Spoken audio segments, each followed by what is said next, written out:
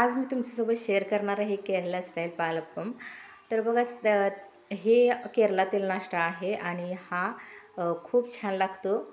तर बघा ह्याच्यासाठी मी तांदळाचं रेडीमेड पीठ घेतलेलं आहे. आपण हे पीठ घरीसुद्धा बनवू शकतो तांदूळ भिजत ठेवून. तर त्याचीसुद्धा रेसिपी मी तुमच्यासोबत लवकर शेअर करेन. तर आता त्यासाठी बघा मी इथे घेतलेलं आहे मिक्सरच्या भांड्यामध्ये 1 वाटी तांदळाचं पीठ घेतलं आहे. 1 वाटी त्याच्यामध्ये पाणी घालायचं आहे, जास्त पातळ बनवायचं नाही. आणि हे आपल्याला रात्रभर फर्मेंटेशनसाठी ठेवून द्यायचं आहे. उबदार ठिकाणी ठेवा जेणेकरून पीठ फुलेल. आता बघा दुसऱ्या दिवशी सकाळ आपल्याला मी इथे अर्धी वाटी मूग घेतलेत, स्वच्छ धुवून घ्यायचं. त्याच्यामध्ये घातलेलं आहे 1 ग्लास पाणी, बारीक चिरलेला कांदा घालायचा आहे, 2 छोट्या हिरव्या मिरच्या घातलेल्या आहेत बारीक कट करून, अर्धा चमचा हळद आणि अर्धा चमचा मीठ घातलेलं आहे. आता हे आपल्याला शिजवून घ्यायचं आहे. तर बघू शकता आपलं इथे मूग छान शिजलेत. आता इथे मिक्सरच्या भांड्यामध्ये मी थोडंसं ओलं खोबरं पाणी टाकून अशी पेस्ट करून घेतलेली आहे. ती आपल्याला आता ह्या मुगामध्ये घालायची आहे आणि मिक्स करून घ्यायचं. आता आपण ह्याला तडका देऊन घेऊयात. तर तडका पॅनमध्ये मी छोटे 2 चमचे तेल घेतलं आहे. त्याच्यामध्ये घालायचं आहे पाव चमचा मोहरी, पाव चमचा जिरे, थोडासा कढीपत्ता, सुक्या मिरच्या असतील त्यासुद्धा घातल्या तर चालतात. आता इथे मी थोडीशी धनेपूड घेतलेली आहे, नाही घातली तरी काही हरकत नाही. आणि हा तडका आपल्याला शिजवलेल्या मुगामध्ये घालून घ्यायचा आहे बघा. आणि रेडी आहे आपली ही मुगाची भाजी. मीठ घालण्याची गरज नाही, कारण मीठ आपण सुरुवातीलाच घातलं होतं. तुम्हाला जर कमी वाटलं तर तुम्ही आता घालू शकता मीठ. तर रेडी आहे आपली ही मुगाची भाजी.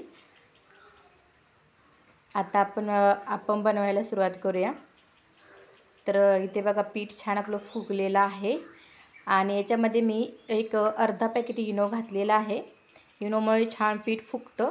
घालायचं आहे चवीनुसार मीठ. मिक्स करून घेऊयात.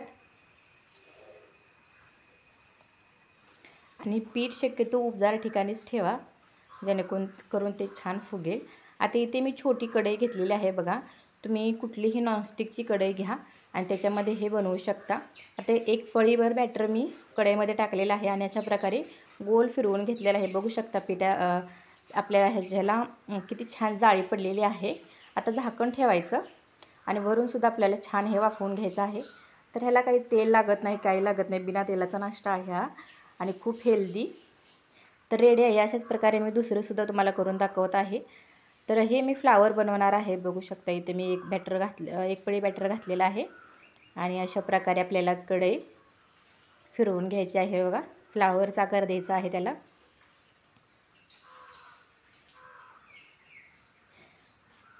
हे सुद्धा आपल्याला झाकण ठेवून छान वाफवून घ्यायचं आहे.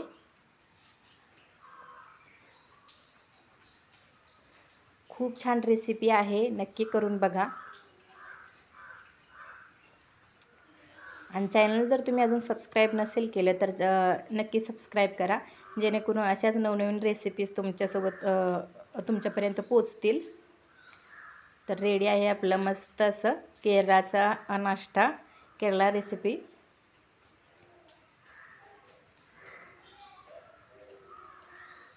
नक्की घरी एकदा अशा प्रकारे बनवून बघा.